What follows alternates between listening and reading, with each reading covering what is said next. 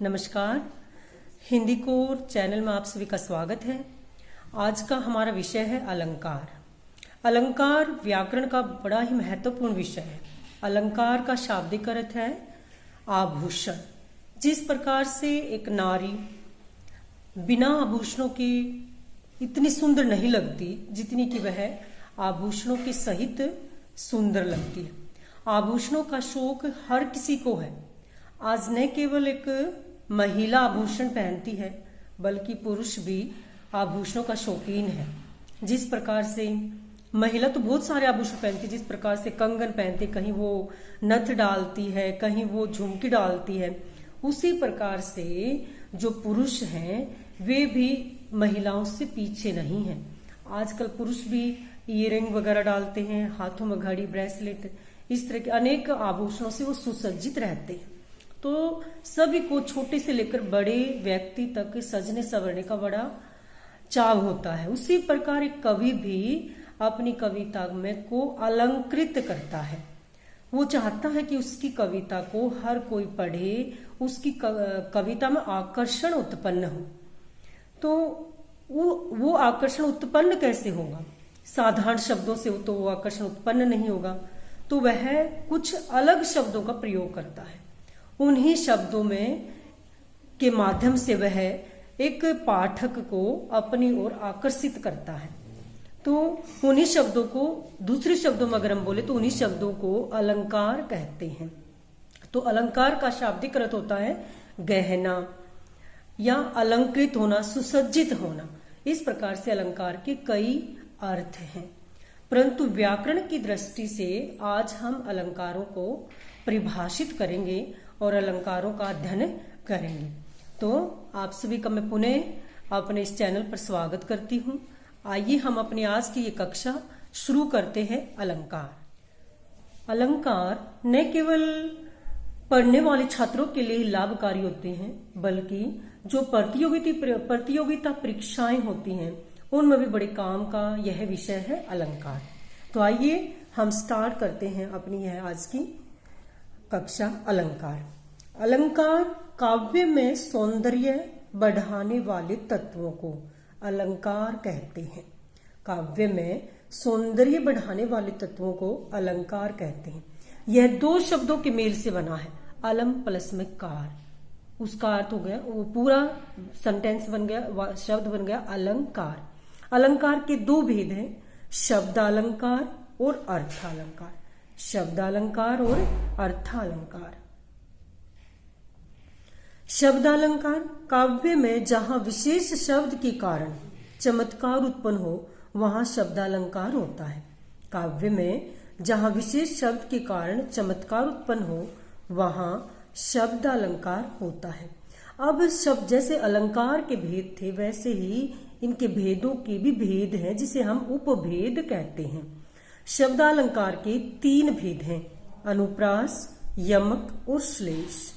जो श्लेष अलंकार है ये दोनों तरह का है, शब्दालंकार भी है और अर्थालंकार भी है। अनुप्रास, यमक और श्लेष शब्दालंकार तीन प्रकार का होता है, अनुप्रास, यमक और श्लेष। फिर है अर्थालंकार, जहां काव्य में अर्थ के कारण चमत्कार उत्पन्न हो वहां अर्थालंकार होता है। अब अर्थालंकार के भी भेद हैं, उपमा, रूपक, उत्प्रेक्षा, अतिशयोक्ति और मानवीकरण। यमक अलंकार के अर्थालंकार के भेद उपमा, रूपक, उत्प्रेक्षा, अतिशयोक्ति और मानवीकरण अलंकार, ये अर्थालंकार के भेद हैं। अब हम शब्दालंकार के जो भेद हैं और अर्थालंकार के जो भेद हैं उनके बारे में पढ़ेंगे। अर्थालंकार के भेद, सबसे पहले हम अनुप्रास के बारे में पढ़ेंगे। अनुप्रास अलंकार। अनुप्रास अलंकार जहां काव्य में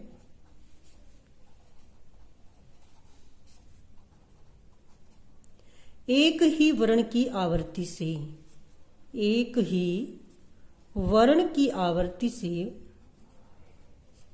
आवर्ती आवर्ती का अर्थ क्या होता है? जब एक ही वर्ण बार बार आए उसे आवर्ती कहते हैं। जहां काव्य में एक ही वर्ण की आवर्ती से चमत्कार उत्पन्न हो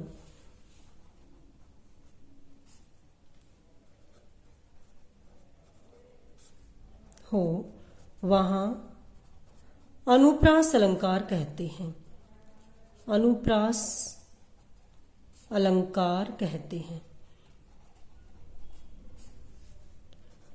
आप सभी ने एक कहा सुना होगा, एक जोक टाइप में, चंदू के चाचा ने चंदू की चाची को चांदनी चौक में चांदी की चम्मच से चटनी को चटाया। तो यहाँ पर चे चे की आवर्ती है, तो उसी को हम क्या बोलते हैं? अनुप्रास अलंकार कहते हैं। तो जैसे उदाहरण हम अलग से देंगे, ये तो एक वैसी मजाक की बात थी। उदाहरण होगा, संसार की समरस्थली में, संसार की समरस्थली में मैं धीरता धारण करूं, धीरता धारण करूं। अब हम समझेंगे यहां पर संसार, यहां स की आवर्ती हुई है, स संसार, समरस्थली, धीरता और धारण, ध से दो शब्द बने हैं यहां पर, और से दो शब्द यहां पर बने। अनुप्रास केवल ये नहीं कि शुरुआत ही में वो वर्ण हो, बीच में भी हो सकते, पीछे भी हो सकते हैं। तो संसार, र की भी यहाँ पर ध्वनि, यहाँ भी बीच में र आया, यहाँ भी र आया, तो स की भी ध्वनि हुई है, र की भी हुई है और ध की भी हुई है। तो जहां काव्य में एक ही वर्ण की आवर्ती से चमत्कार उत्पन्न हो वहां अनुप्रास अलंकार होता है, या उसे अनुप्रास अलंकार कहते हैं। जैसे संसार की समरस्थली में धीरता धारण करूं, जैसे साध्वी सती हो गई, साध्वी सती होगी, स की आवर्ती उसमें वहां पर होती है। जैसे मृदु मंद मंद, मंथर मंथर। अनेक ऐसे उदाहरण हम दे सकते हैं जिससे ये साबित हो कि हाँ यह अनुप्रास अलंकार है। इसी प्रकार जैसे खड़ग सिंह के खड़गने से खड़कती है खिड़कियां, और खिड़कियों के खड़कने से खड़कता है खड़ग सिंह, तो वहां भी ख की आवर्ती हुई है, वहां भी कौन सा अलंकार है? अनुप्रास अलंकार है। तो आज हम यहां तक ही, आज की जो कक्षा है ये यहां तक ही सीमित रहेगी। आगे की जो कक्षा है वो फिर दोबारा दूसरा पार्ट उसका होगा, तो हम उसके बारे में जान पाएंगे। धन्यवाद।